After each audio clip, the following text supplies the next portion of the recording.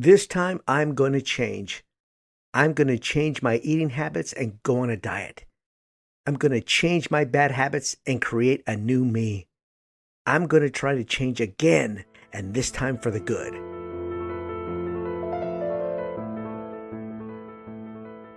Hello and welcome to I Am. I'm David Andrade. Do you attempt to change so often that attempting to change is now becoming a bad habit? Will you go through the process of change over and over again and never accomplish? The one thing that we're trying to change never changes. And it never changes because we are not supposed to change into someone outside of ourselves. People think that change and choice are the same. They are far apart. Change is attempting. Choosing is accomplishing. I'm not disparaging the attempts at changing. Everyone should pursue advancement, but not through the avenue of change, but through choosing advancement from within, what you already bear. Why we attempt to change becomes what we most want to avoid, a bad habit. Because subconsciously, the mind will continue to allow you to pursue something that it will not allow you to obtain. The mind and your subconscious needs to maintain the efficiency of identity. And telling the mind to change into someone it is not going to happen. So in turn, it will covertly allow the bad habit of pursuit of change to continue in order to maintain itself. And you don't even see it happening. How many times have you tried to change yourself? How many? How many years have you spent trying to change? When you did advance, you didn't change. You finally allowed your mind to choose your brilliance. The quote of change becoming a bad habit came from a woman who should have a reason to give up, instead chose to see the strength burning inside of her life. A woman by the name of Kathleen sent me a quote that struck the perfect note in my heart. She said, "I had to stop trying to change. It was becoming a bad habit." This quote is perfect. It accomplished by defining the process of change. Her story is of a person who is a hunter-jumper, meaning a person who rides equestrian and surmounts obstacles in a course as quickly and gracefully as possible. Apparently, she lost both her legs several years ago and gave up on the sport she loved since childhood. She contacted me and we spoke a bit. She's a very reserved person. She was troubled about her ability not to change and become the rider she once was. I asked her two simple questions. Why are you trying to change? And who are you trying to change to? Once we spoke, she realized she had been searching for something outside of herself to advance. She was looking in the wrong place for the right her. She realized she had everything that life had to offer. It was up to her to choose her soulful beauty and strength. I also told her about a friend of mine, Laura, who has a successful international career as a hunter-jumper, which helped motivate Kathleen. And Kathleen, at that point, decided now was her time to choose to get back into the saddle. She said change was becoming a reason not to succeed. Attempting to change was giving her a reason to make a false attempt at success. After understanding the I Am method process of choosing, it gave her a new vision on how to approach her life. She realized attempting to change was actually hindering. She said she had forgotten how strong she already was, and that attempting to change was keeping her from seeing that quality. Change was blinding her from seeking from within. Remember, choosing is accomplishing. Changing is attempting. She is now back in the saddle, advancing her life, owning her greatness. No change, but a choice to live her greatness. Throughout our lives, we've been conditioned that the only way to advance our lives is to change into someone more accomplished, to change into someone that is more joyful, to change into someone that exudes strength. And during this time of attempting to change, your innate subconscious identity is begging you to believe in yourself, no change, begging you to believe in the great gifts you bear, to choose from the plethora of wonders that you possess and to merely strengthen them, advance them, expand them. But we are taught that we have to change into someone we are not. You aren't successful, so change into someone that is. You aren't confident, so change into someone that is more confident. You're lazy, so change into someone that is active, and the list goes on and on. On a conscious level, change sounds like a direction you need to take in order to advance. But on a subconscious level, where your true identity exists, a battle will take place. You consciously tell yourself that you're going to change in order to acquire a new personality outside of your existing one. But on the subconscious level, your identity is telling you this is not going to happen because you cannot be someone you are not. Your subconscious identity, your neurological wiring is telling you that you have everything you need to be who you desire. Your existing identity has the person of strength, the person of happiness, the person of confidence already built into itself. Your mind is telling you to choose to enhance the identity that pre-exists inside you. Don't waste your time trying to change, but it will let you go through the process because that is what you have asked it to do. And sure enough, the mind, like a fisherman catching a fish and giving the fish more line until it exhausts itself, then reeling it in, the mind does the same thing. It will give you more line until you get exhausted before reeling you back into your identity. Why? Because you're attempting to change. You're putting up a fight.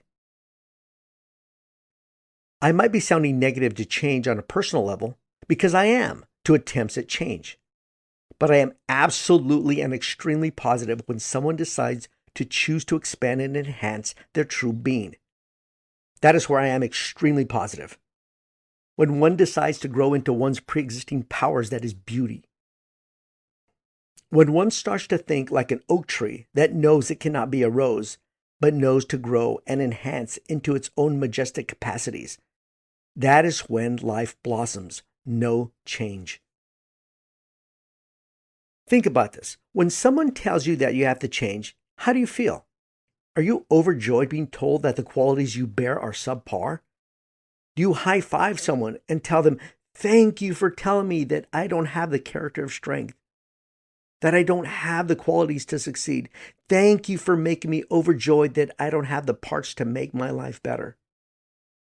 Subconsciously, your mind knows you are looking in the wrong place for the right you, but it will allow you to pursue the character you seek, but knows that how you are approaching an advancement to your life will be short-lived. It knows that you are pursuing outside of your innate gifts of self. That is why you all feel that change is hard, because it is wrong. Subconsciously, one's innate beliefs know that this is all you have to do is choose the identity you seek, that you bear all that is great, that you possess the brilliance you strive for. Choosing tells you that you bear the fruits of life. Choosing tells you to pick an apple from the tree. Changing tells you to keep planting trees until you are ready to pick. I'm sure you have heard the phrase spoken by you or someone else, "Changing is so hard." Of course it is, because it can't be done. We can't be the individual we idealize. We did not live the life of our idol. We don't have their neurological structure to make the strides they have made in their life. Once you realize that you cannot change into someone else, life will open up to the magnificent power and beauty you possess. And right now, someone might be telling themselves, "I don't have the strength, the confidence, the surety to advance." That is where one is absolutely and unequivocally dead wrong. In my time studying individuals for over 30 years on how to advance my own life, I realized in the past several years while writing my book that no one changes. They either decline, plateau, or enhance their innate gifts. Good or bad habits never go away. One chooses which one to exist in, which one to enhance. From individuals that came from nothing to billionaires, they never changed. They only decided which personality trait they possessed to enhance. This focus on advancing what they bore is what made them succeed. Or the person who was of marginal character that chose to understand that they possessed the power of love and enhanced it to become a fantastic parent. Change was not involved. Choosing is what made it all happen. Choosing is what made it into a fortress. Your mind is begging you not to seek change, but to seek enhancing what you already possess. We think that change is the solution. Change is the hindrance. Changing is exhausting. Pursuit of changing oneself wastes time and years pursuing to be someone else. Think of change and choosing this way. Have you ever been in a somber mood and then bumped into someone that makes you smile? And that somber personality goes away and you are now joyful? You are in a state of happiness while in the presence of this person. Then when that person leaves, you are back to being somber. Why? In that period of time, your mind chose between the personalities you bear. It didn't change one thing. If it did change from somber to joyful, you would be stuck in a joyful state because you supposedly changed. You did not. Everyone chooses and vacillates between personalities based on one's environment. You don't think of changing while interacting with individuals. You don't say, here comes the person I like, so I have to work to change to be happy. Or, here comes the person that is annoying, change to be standoffish. No, your identity chooses without you thinking about the personality to put forward. It chooses a personality based on your environment, then puts it back on the shelf, then another and another all day long. Are you happy or mad for 24 hours straight? No. You might think you are, but within that time frame, you existed in many other personality traits you bear from within your identity, never changing, only choosing. Do you really want to succeed? Do you really, really want to succeed? Succeed at love, family, career. Then bring all that energy and effort to where you can explode and advance. And where is that? Bring it all back to you. Choosing enhances the gifts you bear. Never tell yourself you have to change. Never. Tell yourself to get up, stand tall, choose in 3 seconds, like I said in my book, The CN3, and choose what you already possess. Tell yourself, I bear greatness. I bear brilliance. I bear the fruits of life. We have all attempted to change our lives in some fashion. We've all felt beaten up when the fruits we sought were nowhere to be found. We have all felt that the path to change that we attempted did not work because it was the wrong pursuit, the wrong method. So we tried something new, again and again and again, to change, never realizing what was actually keeping us back. It was the attempt at changing our internal beauty to someone we are not. When all along our soul was begging for us to choose our absolute powers and strength that we possess, to look inside our gifts of everything we need to live a stunning life, to seek no one else's life, but to choose our life, our soul, our beauty. But remember, there's a critical step in choosing that must take place. Define. Define your I am. You must define your choices as you. I am strong. I am confident. I am loving. Followed by an immediate action and repetition. And do this over and over again every minute of every day for the rest of your life. You already do this every day. You have to rewrite your neurobiological wiring to build on the choices of your innate powers. You must be neurologically and biologically wired to accept and live your choice. You must define your choices, I am. You have to wire your mind to fortify your choices. Why do you think all the motivational quotes you read and see online get you excited and then are forgotten? All the books you read are set aside. All the information at seminars you attended are short-lived because they do not address what the I am method does. There has to be a neurobiological enhancement of an efficient pathway only accomplished through definition of I am, identity, and repetition. You will only act on the quotes, books, and seminars if you have an efficient identity pathway that will accept and incorporate them. You think pursuing change is a good thing. It sounds great, right? That all the attempts at change will at some point send you in the right direction of accomplishment. How many times have you tried to change? Think about it. How many? If you have to keep pursuing to better yourself through a process that does not deliver, why do you keep doing it? Why do you keep trying to change? Why do you keep beating yourself up in order to heal? Because the subconscious will continue to allow you to frolic in the endless journey of change to avoid actually choosing to enhance the efficient identity pathway that you wish to live. Remember, as I have stated, you live based on neurobiological efficiency of identity, good habits and bad habits. Your life is the end product. Think about what is holding you back. It is the idea of change that is holding you back, not the information or process in order to obtain your greatness. We don't look at the word change as the problem. We look at the information and the process of applying this information as the problem. The information didn't change me, so I'm going to gather more and different information. That book didn't help me change, so I'm going to buy another one.